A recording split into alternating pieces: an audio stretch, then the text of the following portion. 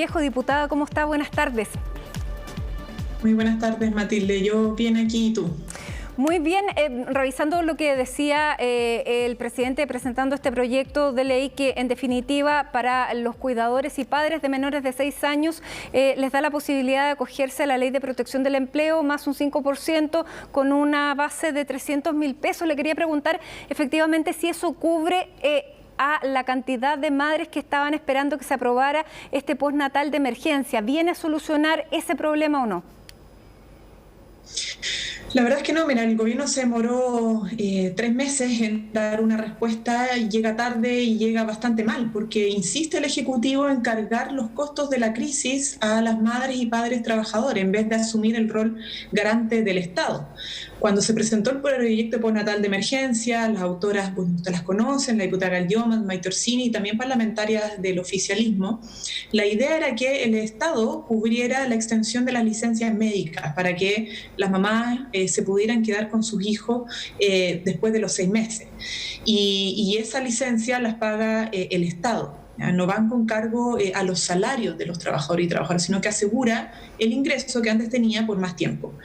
El proyecto del Ejecutivo cae en la misma lógica que el proyecto de ley de protección al empleo, que ha sido, los efectos de la implementación ha demostrado que ha tenido amplio rechazo también de los trabajadores y trabajadoras, porque lo que hace es disminuir tus ingresos y ocupar tu seguro de cesantía, tu seguro individual. El gobierno entonces lo que hace es trasladar los costos de la crisis nuevamente, en este caso particular de madre y padre o personas cuidadoras, a ellos mismos, en vez de asumir la tarea como Estado. Efectivamente, esto amplía a cuidadores que tienen niños de 6 años, por ejemplo. No sabemos si cruzándolo con los que ya se les ha suspendido el contrato por la Ley de Protección al Empleo, ese universo estaría cubierto o no, habría que ver el detalle, pero lo relevante es que el Ejecutivo llega con una propuesta que insiste en la misma lógica anterior, que es trasladar los costos a los trabajadores y las trabajadoras, en este caso particularmente a las madres que van a ver disminuidos sus ingresos en un contexto tan difícil como este de la pandemia. ¿Y qué puede presentar la oposición en este escenario cuando el proyecto presentado anteriormente fue declarado inadmisible por el Senado finalmente, y cada día que pasa es un día más de angustia para una mamá que va a tener que dejar a su guagua porque no tiene con quién dejarla? ¿Cómo se soluciona este problema con la premura de tiempo que existe? Bueno, que yo creo que el Ejecutivo debería dejar la soberbia y patrocinar el proyecto. Y si quiere ampliarlo, más personas lo puede ampliar, pero no presentar otro que le haga competencia para terminar haciendo que los trabajadores paguen esto. Pasó lo mismo con las 40 horas. El gobierno se negaba a apoyarlo y presenta un proyecto que se llamaba supuestamente reducción de jornada laboral, pero buscaba la flexibilidad laboral, que más bien decía relación con la precarización laboral. Ese debate lo conocimos todas y todos. Hoy día pasa un poco lo mismo. El gobierno, en un acto, creo yo, de soberbia, de no querer apoyar una iniciativa parlamentaria como esta y seguir en la lógica de trasladar los costos a los trabajadores y trabajadoras, presenta 3 meses tarde un proyecto que no viene a solucionar el problema de fondo y va a ser conflictivo. Ahora, la comisión mixta va a sesionar, entiendo, el viernes para resolver las diferencias entre el Senado y la Cámara respecto a la admisibilidad del proyecto. Nosotros esperamos que el postnatal de emergencia, que fue presentado desde el Parlamento, siga avanzando, incluso independientemente de esta iniciativa del Ejecutivo. Más allá de que se le pueda declarar inconstitucional y que se le lleve al TC o... Hay, incluso en ese escenario, Matilde, la verdad es que aquí el sentido de urgencia, la presión de las madres, la desesperación ahora porque ven que con la propuesta de gobierno pueden disminuir sus ingresos, lleva a hacer que el Parlamento y nosotros desde la oposición queramos insistir en esta iniciativa, y si el gobierno quiere llevarlo al Tribunal Constitucional, bueno, será una decisión de ellos. Pero como Congreso asumimos la tarea y la responsabilidad de avanzar en esta propuesta. Diputada, en otro tema, estamos viendo que la movilidad en la región metropolitana no baja. Estamos viendo que hay más de 40.000 empresas que tienen permiso para trabajar, 2.400.000 o 200.000 personas que están en las calles con permiso para trabajar.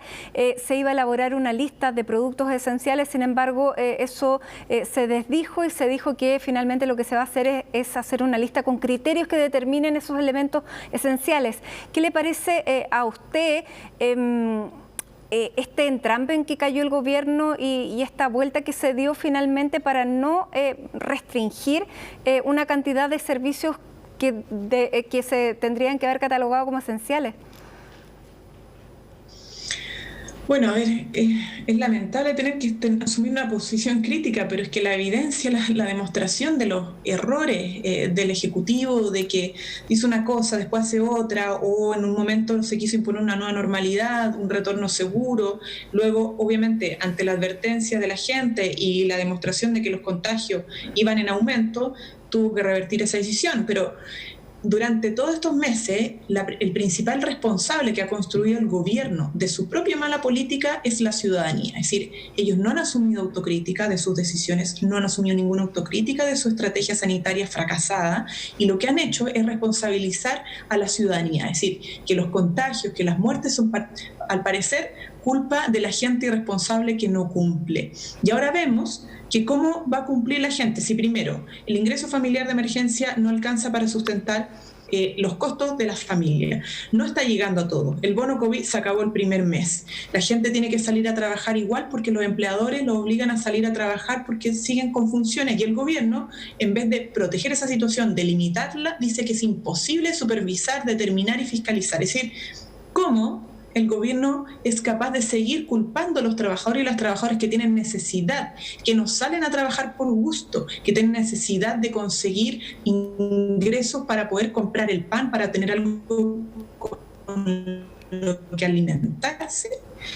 Siguen insistiendo que ellos son los responsables y el gobierno de protección para que esas familias puedan realmente quedarse en casa. Entonces, hay un doble discurso, hay una falta de autocrítica, hay una nula intención de construir espacios de participación y de colaboración para abordar esta pandemia. Se acusa de que aquí se pretende un cogobierno, y cuando lo único que se ha solicitado es que hagan parte de los municipios, que hagan parte de los expertos, que hagan parte de las organizaciones sociales, para que realmente el manejo de esta pandemia sea abordada desde un punto de vista integral, holístico, y realmente entonces sea eficaz y eficiente en el combate no solamente del virus, sino que en la protección de las personas que lo están pasando más mal. Entonces, insistir, esto, como tú dices, ha sido errático, irresponsable, con falta de autocrítica, y yo le pediría al gobierno que deje de echarle la culpa de todos los males y de toda la situación a las personas que lo único que están esperando es que el gobierno las proteja, resguarde sus derechos y particularmente su salud.